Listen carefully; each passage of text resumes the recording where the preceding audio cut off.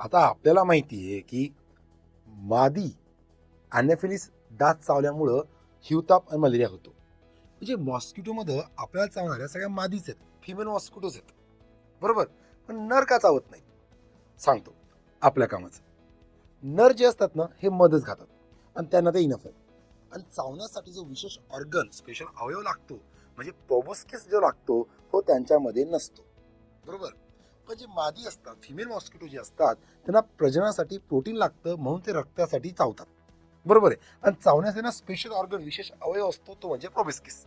आणि चावताना त्या लाळ ग्रंथी शोधतात. ज्याला चावतायत ना त्याच्या शरीरात ते लाळ सोडतात आणि त्यामुळेच ते इन्फेक्शन होतात ना, पसरतात. मग इथं अजून आपल्या कामाचं काय? जसं अॅनाफिलिसमुळे हिवताप होतो, तसं क्युलेक्स डासामुळे काय होतं, एडिस इजिप्तमुळे काय होतं, त्या कोणत्या माशा आहेत की ज्या बाकीचे आजार पसरवतात?